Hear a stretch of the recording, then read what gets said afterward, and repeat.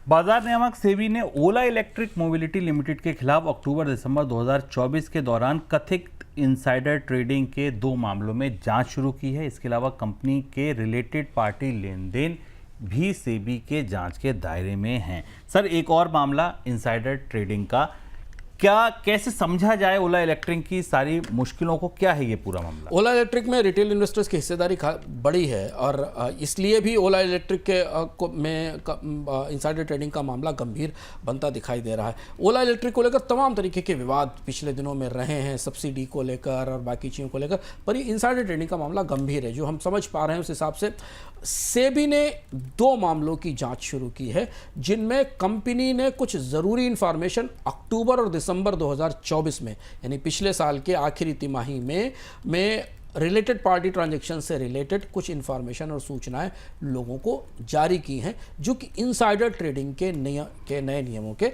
दायरे में आती हैं। और इसके बाद सेबी ने इस मामले की जांच शुरू की है। ये भी माना जा रहा है कि इसमें ओला का उच्च प्रबंधन शामिल हो सकता है। तो इस खबर का असर हमें आने वाले दिनों में शेयर बाजार पर ज़रूर दिखाई देगा।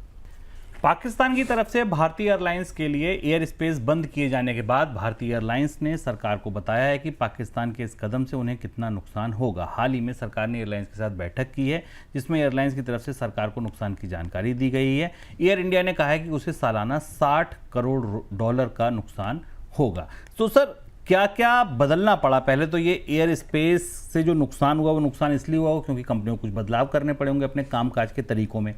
क्या क्या बदलाव करने पड़े कंपनियों को?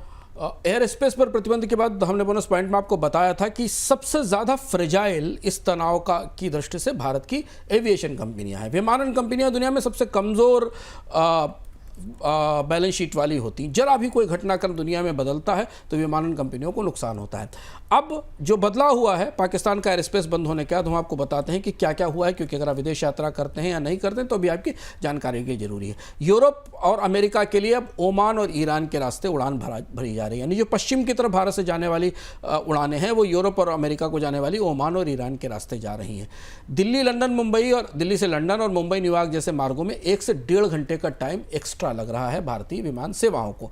खाड़ी देशों की उड़ानों को करीब 45 मिनट से ज़्यादा समय लग रहा है और ताशकंद टोक्यो की उड़ानों के लिए, यानी पूर्व की उत्तर यूरोप की और पूर्व की जो उड़ानें हैं उनमें करीब 1 से 2 घंटे का समय ज़्यादा लग रहा है। ये बड़ा बदलाव विमानन कंपनियों को अपने रूट्स में करना पड़ा और इसी वजह से एयर इंडिया को कहना पड़ा कि उसको $60 करोड़ का नुकसान होगा।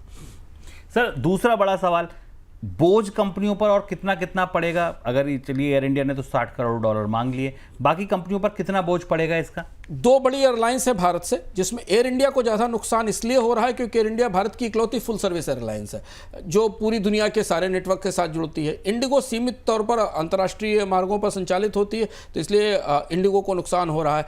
एयरलाइंस पर जो बोझ है, उत्तर अमेरिका में प्रति उड़ान करीब 29 लाख रुपए का खर्च बढ़ रहा है हर फ्लाइट पर कंपनियों के लिए। यूरोप में प्रति उड़ान पर 22 लाख रुपए का करीब एडिशनल बोझ आ रहा है विमानन कंपनियों पर, और एविएशन इंडस्ट्री को मासिक करीब 300 करोड़ रुपए के नुकसान की संभावना है। और इसलिए एयर इंडिया ने $600 मिलियन के नुकसान का जिक्र करते हुए सरकार को चिट्ठी लिखी है। इंडिगो के मामले में करीब $200 से $300 मिलियन का नुकसान इंडिगो एक्सपेक्ट कर रही है, ये रीरूट होने से, एयर बंद होने से। नुकसान क्यों हो रहा है? क्योंकि एक तो ईंधन ज़्यादा खर्च होता है, चालक दल का रोटेशन करना पड़ता है, टेक्निकल ठहराव बढ़ाने पड़ते हैं, लैंडिंग की फीस नई जगह देनी पड़ती है और पूरा रूट और पूरा सिस्टम बदलना पड़ता है। इसलिए विमानन कंपनियों को इस नुकसान को रिपोर्ट किया है। सर, नुकसान तो पाकिस्तान में भी हुआ क्योंकि भारत ने भी स्पेस बंद कर दिया, एयर स्पेस बंद कर दिया। पाकिस्तान को कितना नुकसान हुआ है? पाकिस्तान को भी बड़ा नुकसान हुआ है क्योंकि पाकिस्तान ने दुनिया का तीसरा सबसे बड़ा विमानन बाजार खो दिया अपना एयर स्पेस बंद करते हुए। भारत में करीब 6000 के आसपास मासिक उड़ानें आती हैं जो पाकिस्तान के एयर स्पेस से ट्रैवल करती थी, और ये पाकिस्तान के पास अभी बाजार नहीं बचा है। भारतीय उड़ानों से पाकिस्तान को हर रोज़ $1.2 लाख की ओवर फ्लाइट फीस मिलती थी। ओवर फ्लाइट फीस का मतलब है कि जिस एयर स्पेस को आप क्रॉस करके जाते हैं वहाँ से क्रॉस करने पर एविएशन कंपनियाँ एक फ़ीस चुकाती हैं। तो पाकिस्तान के लिए ये नियमित आय जो ओवर फ्लाइट की मिलती थी, इससे उसे बड़ा नुकसान हुआ है। लेकिन भारतीय कंपनियों के लिए ये नुकसान इसलिए गहरा है और इसलिए उन्होंने सरकार से सब्सिडी की भी मांग की है। सब्सिडी की मांग तो होनी है, और कुछ मांग भी है सर भारत सरकार से क्या कंपनियों की?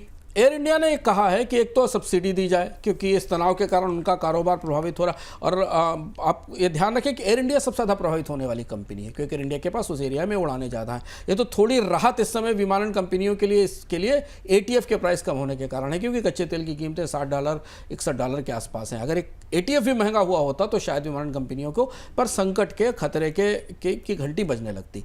एयर इंडिया का टर्न अराउंड प्लान खतरे में पड़ सकता है। एयर इंडिया ने विस्तारा से और एयर एशिया से मर्जर के बाद अपने आप को प्रॉफिटेबल लाने का जो प्लान बनाया था उस पर सीधा असर पड़ना है लगा। दूसरा ये कि अगर ये एयर स्पेस लंबे समय तक बंद रहा तो फिर विमानन कंपनियों को बेहतर ईंधन की खपत वाले विमानों में निवेश बढ़ाना पड़ेगा।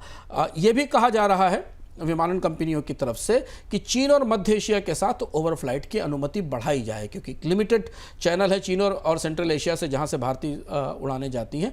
और दूसरा ये है कि जो जहां पर ऊंची लागत है उन मार्गों पर उड़ानें कम करनी पड़ सकती हैं आने वाले समय में कंपनियों को, तब वो अपने खर्च का प्रबंधन कर सकेंगे।